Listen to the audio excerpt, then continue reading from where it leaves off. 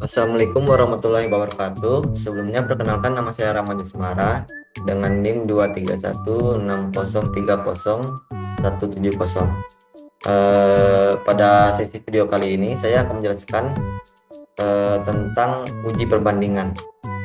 Sebelum masuk pada pengujian, di sini saya akan sedikit menjelaskan dua jenis uji perbandingan, yakni yang pertama ada jika datanya ada dua kelompok, maka kita akan menggunakan uji T, yakni jika variabelnya numerik dan kategorik, maka kita menggunakan uji independent sample t-test. Sedangkan jika variabelnya numerik, maka kita akan menggunakan per sample t-test. Yang kedua ada jika datanya lebih dari dua kelompok, maka kita akan menggunakan uji ANOVA. Nah, langsung saja masuk ke datanya. Copy datanya terlebih dahulu, lalu copy, pergi ke SS, lalu ke di sini kita paste with variable name. Nah, untuk uji data yang pertama kita akan uji min, yaitu uji rata-rata antara rasa terhadap jenis kelamin. Sebelum kita uji min, kita pergi ke variable view. Di jenis kelamin ini, di view value kita ubah 1 untuk laki-laki,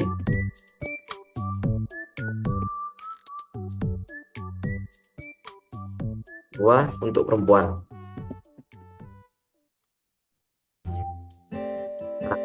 Kenapa saya ubah 1 untuk laki dan 2 untuk perempuan? Dikarenakan jenis kelamin ini termasuk data kategorik, variabelnya kategorik.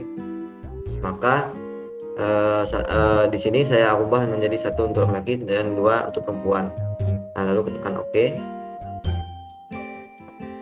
Nah, di sini langsung saja kita uji min, pergi ke analyze, compare min, lalu min. Nah, di sini rasa kita masukkan ke dependent list, lalu jenis kelamin kita masukkan ke independent list, lalu oke. Nah, di sini bisa dilihat rata-rata dari laki-laki, jenis kelamin laki-laki itu ada di 4,0857, sedangkan perempuan rata-ratanya ada di nilai 4,4000. Nah, lanjut kita uji yang kedua.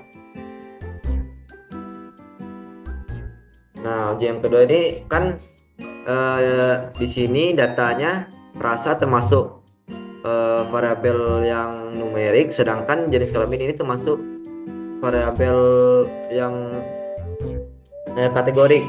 Nah, jadi kalau numerik dan kategorik, jadi kita akan menggunakan uji independent sample t-test. Nah, langsung saja ke analyze, compare min, lalu independent sample t-test. Nah, di sini rasa kita ke test variable, lalu jenis kelamin ke grouping variable.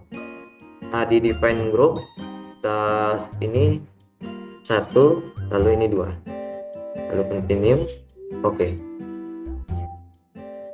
Nah, di sini dapat dilihat hasil dari nilai signifikan antara perbedaan rasa terhadap laki-laki dan perempuan itu di angka 0,539.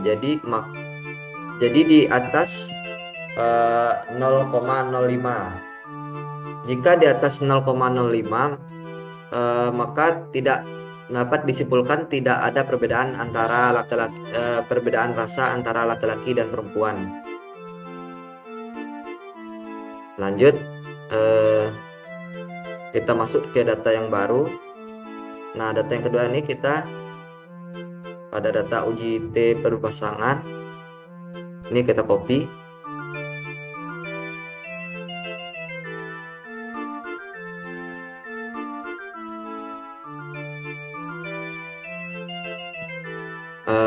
kita menggunakan file data yang baru, jadi kita buat yang new lalu data.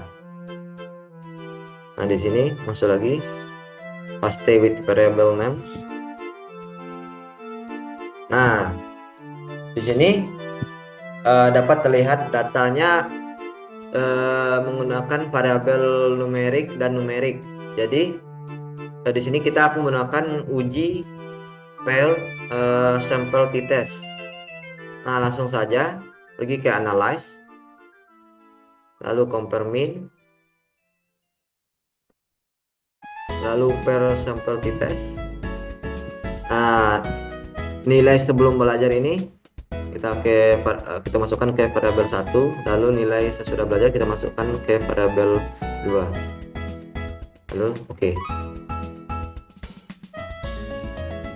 Nah di sini dapat kita lihat hasil dari nilai signifikan antara nilai statistik sebelum belajar dengan nilai statistik sesudah belajar itu di angka 0,00, berarti lebih kecil dari 0,05. Jika lebih kecil dari 0,05 maka dapat terlihat perbedaan antara nilai statistik sebelum belajar dengan nilai statistik sesudah belajar. Nah lanjut tes yang ketiga, masuk ke data yang baru lagi. Nah ini masuk ke data yang baru. Nah di sini dapat kita lihat data yang baru ini dia lebih dari lebih dari 2 kelompok. Jika lebih dari 2 kelompok itu maka kita akan menggunakan uji ANOVA. Nah langsung saja kita copy,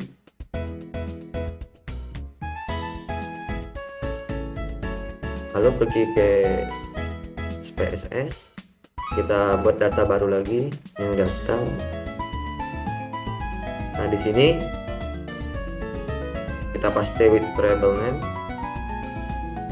Nah setelah itu kita masuk ke variable view.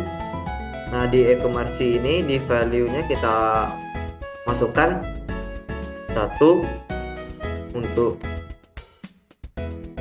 Shopee, 2 untuk Tokopedia,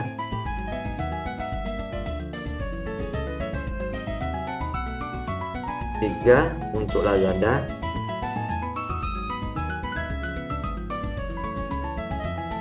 4 untuk Bukalapak, dan yang kelima untuk Blibli.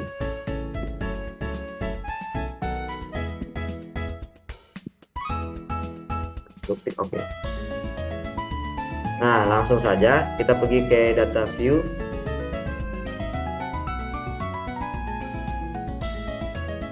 Nah langsung saja di sini pergi ke analyze, lalu compare min, lalu one way ANOVA ini. Nah di sini produknya kita letakkan di dependent list, lalu e-commerce-nya kita letakkan di faktor. Nah di bagian option deskriptif ini kita centang, sama homogeneity of variant test kita centang juga, continue. Lalu di bagian post ini post hoc LSD nya kita centang, lalu klik continue. Oke. Nah pada bagian uji ANOVA ini dapat dilihat penjualan itu lebih banyak pada komersi Shopee. Di sini dapat dilihat semua penjualan produk-produk itu lebih banyak di Shopee daripada Tokopedia, Lazada, dan Bukalapak dan Blibli. Terlihat di Shopee ada 9, sedangkan Tokopedia, Lazada, Bukalapak, dan Blibli ada 8. Nah untuk selanjutnya kita akan melihat perbandingan penjualan terhadap e-commerce. Nah, langsung saja di sini kita lihat pada bagian baju ini perbandingan antara Shopee dan Tokopedia itu terlihat nilainya, nilai signifikannya itu ada di 0,969. Jadi dia lebih besar dari 0,05, maka tidak ada perbedaan antara Shopee dan Tokopedia. Seterusnya ada juga perbedaan antara Shopee dan Lazada ini nilai signifikannya ada di 0,413. Jadi lebih besar dari 0,05, maka tidak ada juga perbedaan antara Shopee dan Lazada.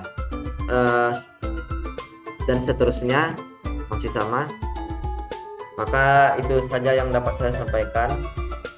Jika ada kesalahan kata, saya mohon maaf. Saya tutup dengan Assalamualaikum warahmatullahi wabarakatuh.